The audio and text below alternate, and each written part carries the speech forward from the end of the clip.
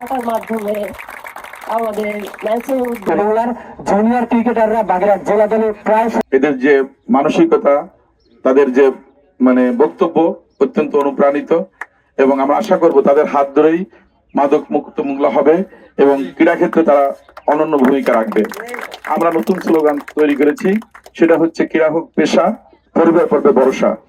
তো শুধু ক্রীড়া একটা পেশা না, যাতে পরিবারের একটা ভরসার জায়গা হয়, যে একজন খেলোয়াড়কে যেন চিন্তা করতে না হয় তাদের জীবন জীবিকা নিয়ে, সেই জন্য এটাকে পেশা হিসেবে নিয়েছি। এবং বর্তমান সরকার ইতিমধ্যেই পেশাধারী যারা আছে জাতীয় পর্যায়ে বা যারা সুবিধা বঞ্চিত আছে সবাইকে আর্থিক অনুদান, দীর্ঘমেয়াদী পরিকল্পনা এগুলোর আওতায় নিয়ে আসছে। এবং পাশাপাশি সারা বাংলাদেশের মাঠগুলোকে উদ্ধার করার জন্য প্রক্রিয়া শুরু করেছে। ইতিমধ্যেই আমরা প্রাথমিক পর্যায়ে 10টা জেলাকে আমরা ক্রীড়া কমপ্লেক্স অর্থাৎ ক্রীড়া স্পোর্টস ভিলেজ, স্পোর্টস ভিলেজ অর্থাৎ ক্রীড়াপল্লী করার জন্য ঘোষণা করেছি। সেক্ষেত্রে আমার জানা মতো আমাদের বাগেরহাট জেলাও সেখানে আছে, আমরা সেখানে দিয়েছি।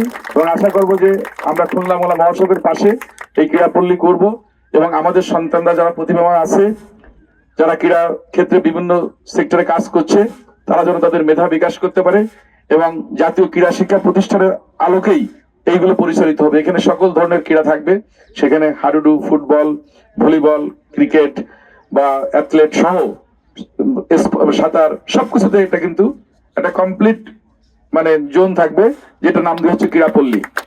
তো আমরা আশা করব সেই পল্লীর মধ্য দিয়ে আমাদের এই জনপদে যারা সম্ভাবনাময় ক্রিকেটার আছে, অ্যাথলেট আছে, তারা তাদের জায়গা করে নিতে পারবে। আজকে আমি অত্যন্ত আনন্দিত, আমাদের উপজেলা নির্বাহী অফিসার মহোদয় বাংলাদেশের ভিতর চ্যাম্পিয়ন হয়েছে লং জাম্প অর্থাৎ লম্বা লাফ প্রতিযোগিতায়। কাব্য রায় নামে একটা ছেলে, তার সঙ্গে আমি পরিচিত হলাম, তাকে পুরস্কৃত করলাম।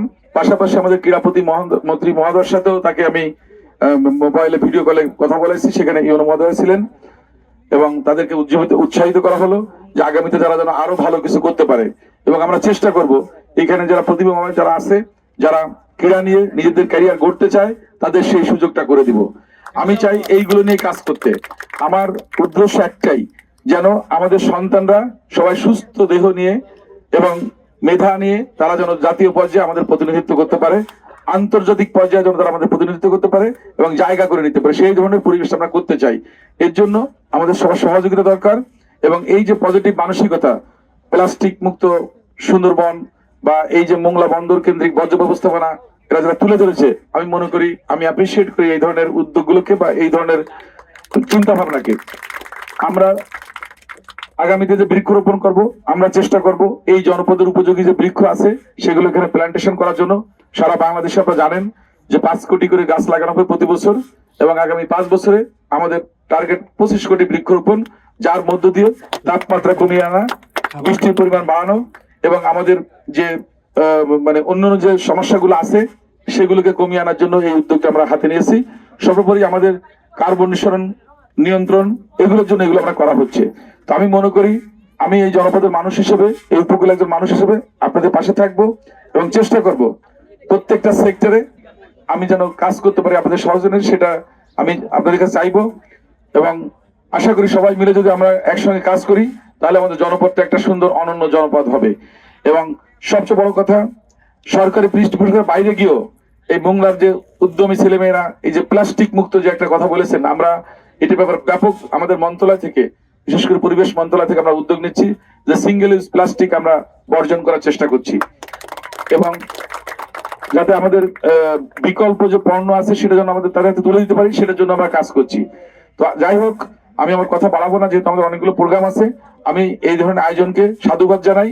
আশা করব এই ধরনের আয়োজন আগামীতে আমাদের সমাজের যে পরিবর্তন সেটার ক্ষেত্রে গুরুত্বপূর্ণ ভূমিকা রাখবে, এবং তরুণরাই পারে সমাজকে পরিবর্তন করতে, পরিবারকে পরিবর্তন করতে। সুতরাং আমি আশা করব তোমাদের এই উদ্যোগ বা তোমাদের এই সাহসী পদক্ষেপ আগামীতে আমাদের জনপদে আরো অন্যরা উজ্জীবিত হবে, এবং এই ধরনের আয়োজনের মধ্য দিয়ে আমাদের সমাজে মাদক বা অন্যান্য যে অপতৎপরতাগুলো আছে, ব্যক্তিগত যে চিন্তা ভাবনা আছে, সেগুলো থেকে বেরিয়ে আসতে পারবে।